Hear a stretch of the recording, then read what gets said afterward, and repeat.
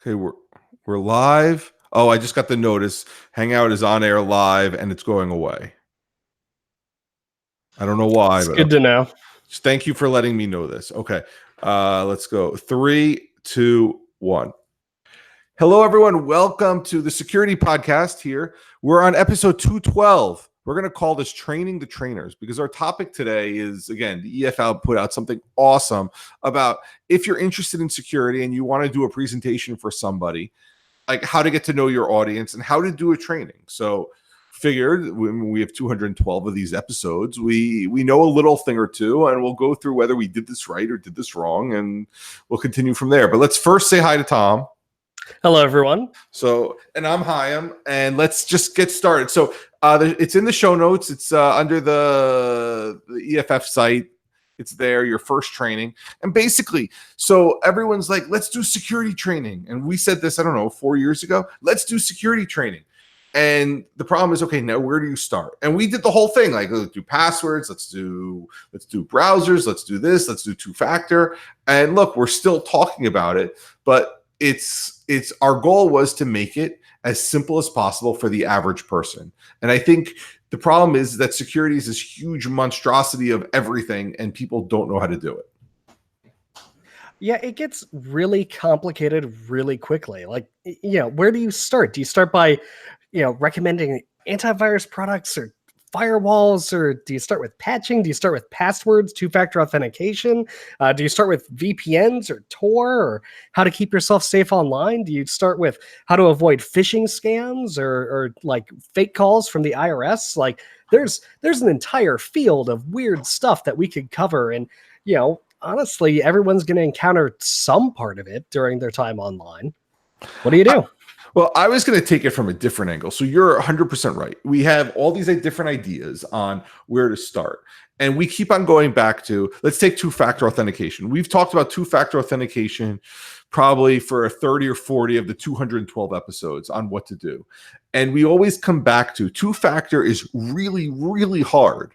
And so we want you to implement it, but we also tell you, make sure you're in your own room, you're in your office, nobody's bothering you, read all the directions, have backups, have all this, and then implement one account and then go from there. We say the same thing about password managers. And I think that's a good thing, because one of the things they tell you, and we're going to go through this, is know your audience and know what is reasonable and what's not reasonable. And I think that a lot of people, when they say do this, or when you see the news, a lot of this stuff is unreasonable for the average person who doesn't necessarily really care. And you also have to take into account, personal threat models too, right? You yourself probably, right? Gonna leave that door open. You're probably not defending or helping defend somebody against a nation state actor, right? If the NSA or GCHQ or the FBI is targeting your friend or family member, you're probably not in the best position to help them out with security advice. But what you could do is you could try to help them avoid phishing, or help them avoid using the same password everywhere. There's a lot of low-lying fruit that you can just grab and make sure to cover as many bases as possible without really hurting the person or changing their lives too much around all this weird security stuff. So the first thing they talk about, let's go through this list, is so you want to do something. Well, that's great. Like we really need more security people. So kudos to you. You want to start something. And my first recommendation is, if you need a location for this, your public library. And I can't espouse how great the public libraries are. If you haven't been to a public library recently, just go on a field trip there and just see all the different services that are free and available to you. But if you want to do a course, public library is the first place to start. It's fantastic. It's an easy place. It's usually right in the middle of town. It's going to be cheap or free in some instances to sit there and hold an informational class. As a matter of fact, the library might even help you advertise it. Hey, Security 101, we're going to talk about it here. I know we've given a talk to a public library that wanted to talk about digital privacy, and it was fantastic. So, and they let us record it. They let us do, basically, again, librarians are really your best friends. So the first thing is find a spot and figure out the second thing, what you want to talk about. And don't just say, I want to talk about passwords, because we can talk about passwords for hours and hours and hours. That's why we limit it to 30 minutes. The goal is to figure out what you want to do. So they say, create an agenda. And this is not novel to the security industry, but if you're going to give a talk, figure out what you want to talk about and whittle it down to the core points that you want. Yeah, the last thing you want to do is to go into one of these training sessions with a giant list of stuff where you're not going to really cover all the bases or even get close to what you want to tell your audience, and you're just kind of all over the map. And you need to pick something and hyper focus on it.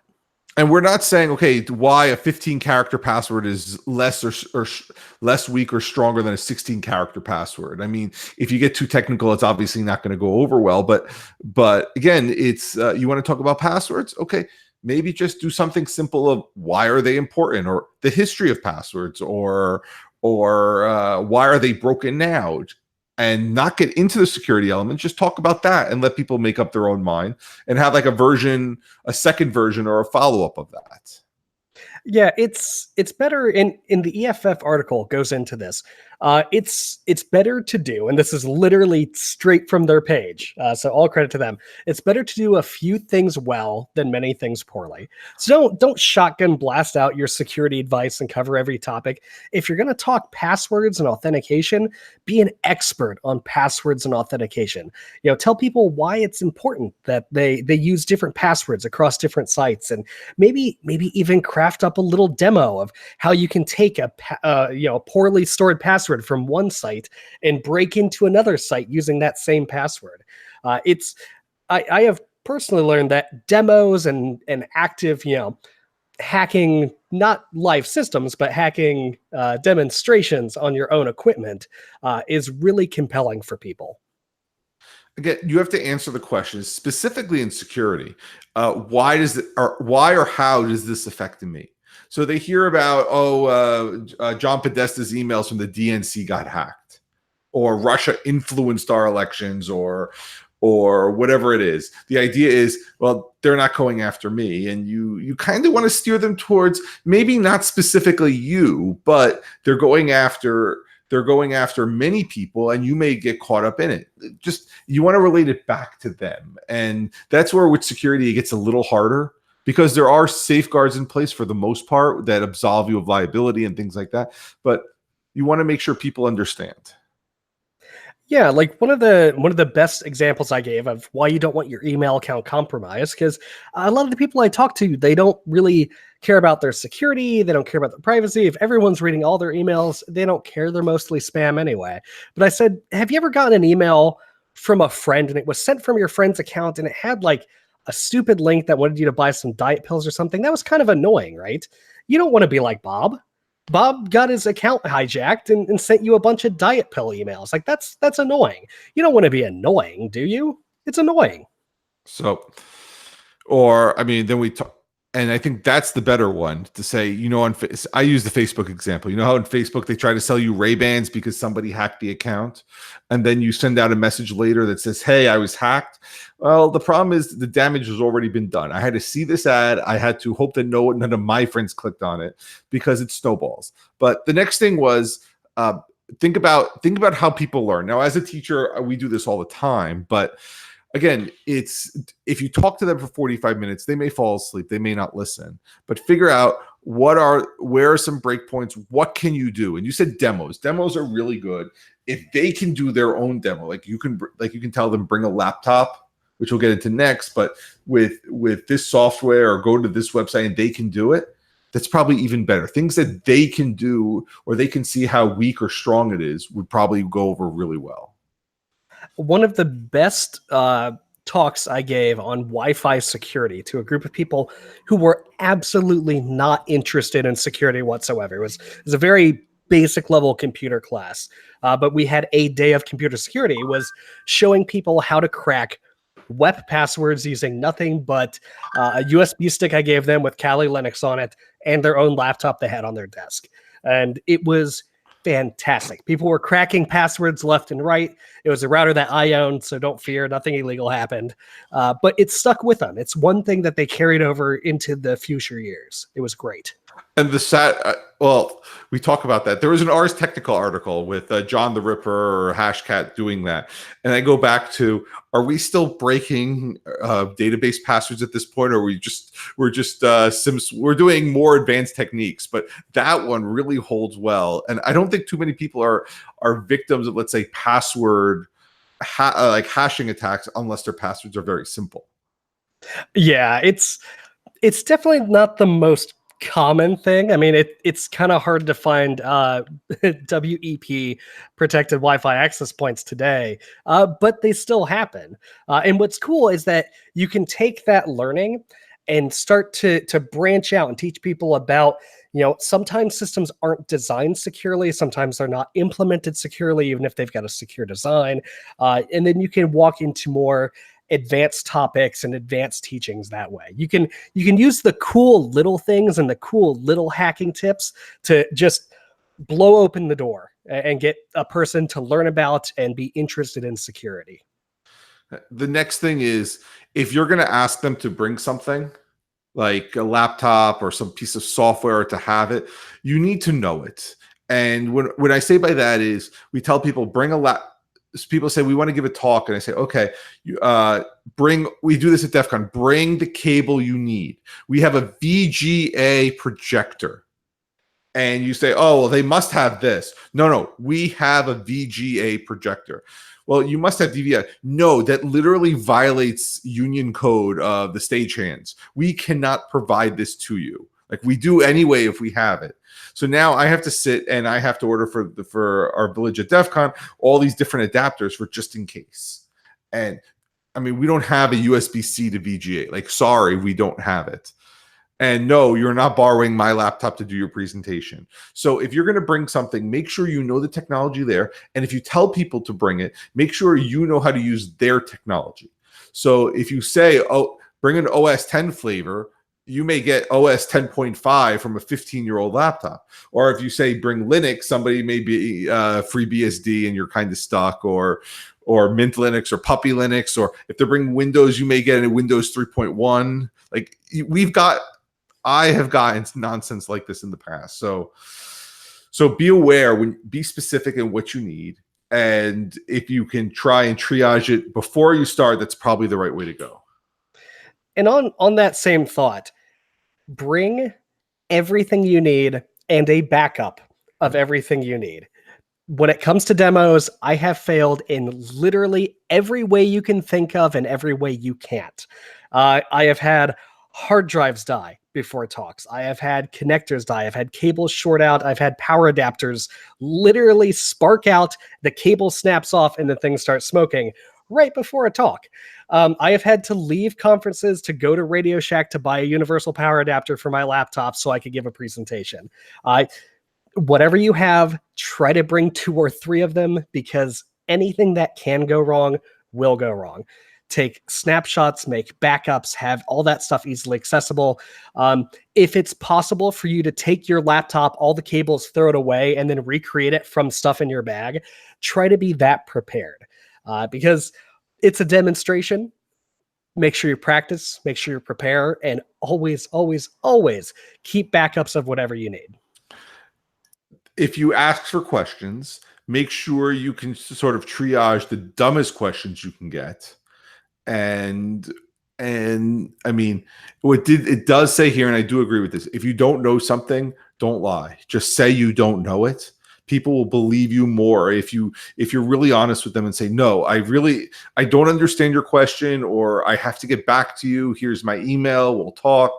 Or that was very good. But if you don't know something, don't lie and say you do. I love the line of, here's my email address. Like on your closing slide, I always have my email address, sometimes my phone number, depending on the venue.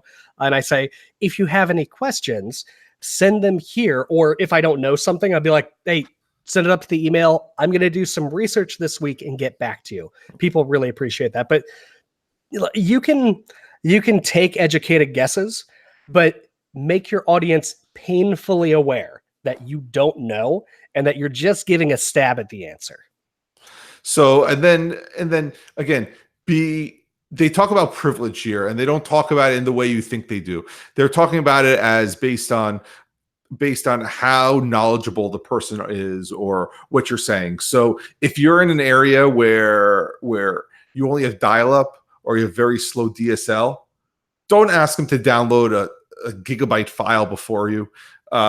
If it's a generally poor area, and say, well, if you have the latest Touch Bar Mac or a 5K iMac, just be aware of the audience in that case. See the demographics of it. They may, if it's a predominantly one side, different diversity. Like if they're Messengers is the best example of this. If you're in a place where they use WeChat, don't say, "Hey, you can contact me on Facebook," or or contact me on SMS when no one has it. So be aware of the audience that way and understand what they may or may not have as a demographic of where you're presenting. If you're giving a talk at a public library to the general public, for instance, don't start off your talk by saying, well, you can pull down the C code here, compile yourself a kernel module, then recompile this module into the Ubuntu test kernel. So when you boot into it with these grub boot options, you'll have access to this specific driver. That's not going to go over well, and people are probably going to leave the talk. I don't know if I guess you're right. They will leave. I was going to say, if that's how you start, you hope that there's some people there for them to leave at. So the other problem with security talks is that, and I use this as a hashtag all the time, nobody cares. So as many talks as we have, whether it's weather issues or technical issues or advertising issues, we generally don't get a large turnout. And I don't know if it's us or them or whatever it is, but I think that's another reason. So if you're going to do something, make sure it's advertise it well. Basically, be funny, advertise it well, know what you're talking about. All these things that we just went over, you should at least have down. Yeah, be personable, be friendly. Know that you're going to encounter a wide variety of technical competencies. And keep in mind that it's not just technical competencies that are below your own. I have given talks to people and they say, well, have you thought about doing this thing? And they're like a Linux kernel engineer and they were, like writing code before I was born on punch cards. And I was just like, let's talk afterwards because you could probably teach me a couple things. But you're also going to encounter the other side of it. You're going to encounter the person on their phone that doesn't really know how apps work. And you'll have the entire range. You need to play with it. You need to be very friendly, very open, very teaching, and very understanding that not everyone's going to be a super nerd like yourself. I think here's a good litmus test. We always have our annual Thanksgiving show, and we try to tell what's going on in technology that you have to worry about, or just a couple of reminders. Can you handle Thanksgiving, but instead of your family, they're random strangers? I think that's probably a good scenario to deal with. Yeah. So go into these talks like you're going to Thanksgiving dinner, but at a bunch of people's houses that you have no idea and have never met before. And there's probably no food. Bring food. No. If I would bring candies, bring food, do something to get them entertained. Now, one of the things at the top, it says, am I the right person? And if I understand what they're trying to say. They're basically saying, hey, why should these people believe you? But the problem with the security community, at least I think, is that nobody thinks that they're the right person. I go to DEF CON every year and I'm like, oh, I'm just a teacher here. Like, I don't think I'm the right person. But yet people look up to me and they say, what's your opinion on this? And while I don't know the latest and greatest on how to hack airplanes or cars or wherever else, or social engineer people, at least I have some idea of what I'm talking about. And I don't think you need to be the right person. I think you need to try your best and do the right thing. And then you will probably be the right person. There is never going to be a right person for any situation. Do your best. Try to be prepared as much as you can. Try to be friendly, open, honest with people. And then you're the right person. One thing that the EFF does call out in here, and I think it's very well worth mentioning, because as the people who are listening to the show are probably a little bit nerdier than most. They probably like tech a little bit more than most people, and we've probably got some pretty deep-seated opinions about certain technology companies. Don't be a hater. right? If somebody's running, a $20 a $20 Android phone that they picked up from their carrier, and that's the only thing they've run for the past 5 years, don't judge them, right? You don't know. You don't know their situation. Maybe that's the only $20 Android phone that they could afford. Maybe it's just a burner to come to your talk. Maybe they just literally don't know any better, and you have the opportunity to teach them. If somebody comes to your stuff with just Apple stuff and an Apple Watch, wearing a Steve Jobs t-shirt, right? Don't hate them on being an Apple fanboy. People use different things for different reasons, and we've all got our own opinions and preferences on tech. One of the worst things you can do is come out and just completely dismiss an entire branch of technology or operating systems or brand of equipment just because it doesn't fit your model of the world. Be open, be friendly, and know that there are right tools for the right job. Every year I teach AP Computer Science on MacBooks. That's what I do. On MacBook Airs, they're old, but I mean, they can compile, like GCC still works and even Java still works. And people go, ew, that's a Mac. And I go, what's your problem with the Mac? You're interested in coding. This shouldn't affect you. Well, I don't like how it works. And we talk, like, what don't you like? Well, I don't like this. It doesn't have a second click, like parroting some nonsense from before. I go, I didn't know the command line had clicks. And they go, what are you talking about? I said, well, we're going to use the command line. You just type. Well, how am I supposed to do that? And I go, you open the terminal and you start typing. And on the Mac, you can actually change it to white and black text, whereas Windows, you can't. So I don't understand the problem here. Or, well, Chrome looks different. Well, okay, I guess it looks a little different. But if you're majoring in computer science here, this shouldn't be a problem. You're going to have to help people over the phone do this. You should be aware of all these different things, especially if you want to, you claim to like technology. And yes, this is completely dismissive of everything they believe in. But sometimes I feel like saying, hey, you know what? You told me that you want to be here. This is what you're going to have to deal with. Like, it can't be exactly what you want, because you're going to go to a company where it's not exactly what you want, and go from there. Yes, I'm being a little mean, but at the end of the day, sometimes it's worth it. So I can tell you, I've worked in the tech sector for a while. I've worked in security for a little bit. Every single day, I use all major operating systems, all of them. I come home, I game and mod games and build games on Windows. Right now, I'm on my Linux system, doing the show. At work, I use a MacBook and like a fleet of Linux machines to do a bunch of stuff, including data crunching and a bunch of cool, fun stuff like that. The varying operating systems, they've all got their downfalls. They've all got their benefits. Don't be a hater. Use what works. And understand, like we said, people are going to have different things. Try to work with them. So, okay, so now you got your talk, you're doing it. One of the things we tell people who want to do talks at the library is we talk about be prepared. We want to see a curriculum. And this is the hard part. We talk about be prepared, but we really mean write steps down, write literally everything you want down and how you're going to do it, and try to anticipate it, because you're going to go there. Somebody's going to say the Wi-Fi doesn't work, completely throw you off. So being prepared is really going to help you. And that's one thing. The other thing is somebody's going to tangent you. They're going to tangent you into saying, well, I heard that this is a much better piece of software than whatever you're using. My Facebook is listening to me and showing me ads for HBO. Yeah, we get that all the time. What do you say about that, Mr. Security person? Yeah, my computer, we didn't talk about this, and magically my phone listened to me and sent me ads here, and now I'm getting all these things. And improv is a great skill to have when you're giving these types of talks, especially smaller talks where it's a little bit more intimate. People feel a little bit more free to ask you questions.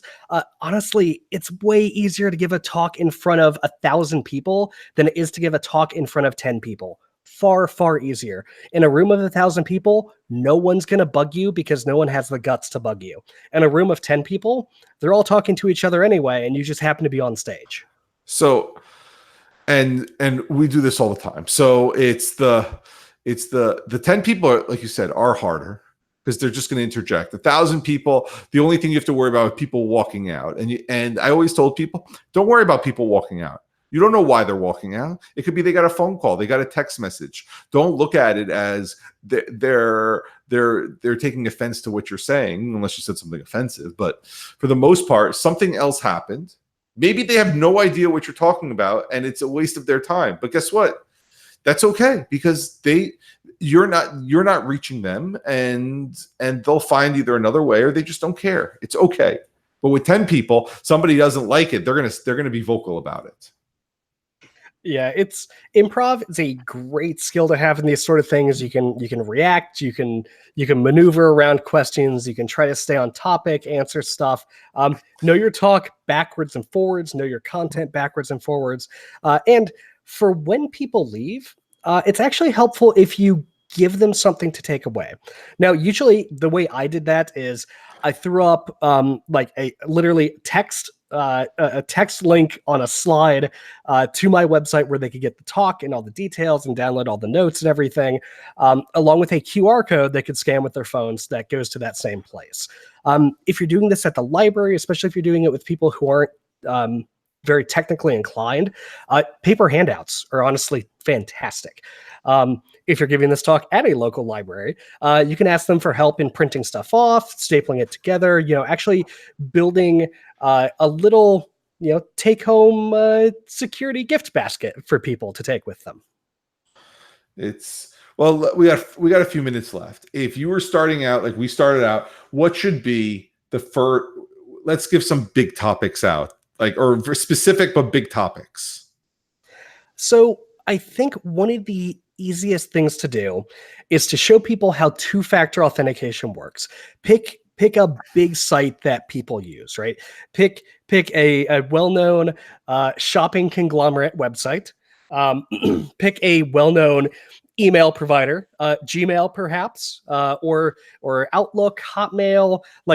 Pick something is going to have two-factor authentication that's got a ton of users, right? If you want to show people how two-factor authentication works for Facebook, you can show them that. It's really easy. It's demonstratable. And if you have people that have their phones or their computers with them, you can actually walk them through how to set this up for themselves. So you went with two-factor. I would have said what I like more would be backup. So I would have started with. Too. So I mean, I think we always say make sure you back up first. But yes, we've talked about two-factor is the hot topic I think right now because we hear a lot about it. But I think you kick it a little old school and say before we do anything, step one, back up everything, and start with this is why you need to back up. This is the couple services. How to do it cheaply as possible, different things like that. But again, there's interactivity, there's ways to share with people, there's the different groups there. You can talk about pricing and how much these cost and space and what you need it. And I think that at least sets them up for when you talk about something else, and if they lose it, they at least have a backup of it. You can even start really, really small, right? If you wanted to talk about backup but not involve computers, teach people about backing up their photos on their phone, right? Like maybe they've got an iPhone and they've got iCloud, but they're out of space, right? Their camera roll isn't being backed up anymore. Walk them through if they're okay with it, of course, don't push anything on anyone, but walk them through the $1 a month for a bunch of iCloud storage. Walk them through Dropbox or Google Photos, or there's a lot of different ways to back up just the photos on your phone for free or close to free that people would definitely appreciate. I want to really emphasize the point that the fact that you're listening to this podcast means that you are worlds above the average person in security. And that's not an insult to those people, but so many people just have no idea what's important. So just going there and explaining something really simple like backing up or two-factor or just what a password manager is or why their phone needs to be secured. I mean, we're talking very basic stuff. Will go a very long way. I think just an hour talk on what a threat model is. I mean, that's really easy to go through. Just to say who's after you. I mean, there's no technical expertise there at all.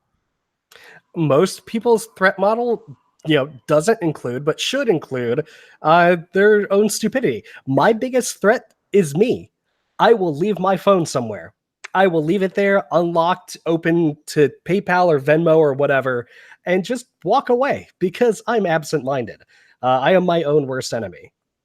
I mean, we did a whole episode on how I left port 22 open on my Raspberry Pi, and I got blocked at Verizon. Or Monoprice in my garage door blocked me, and I had to reset the IP and I had to do all that. We did a whole show on that. But again, and now we're over time. But I think if you just start very basic, very, very basic, and don't think that that it's beneath people. You'd be surprised how many people have no idea. And again, we like the library, podcasts. Again, the technical hurdle is people understanding what a podcast is, a website. I use the hashtag nobody cares every time I talk about security. It's starting to gain a little bit of traction, but at least my friends know about it, and they at least now start tagging other things in there that we can discuss.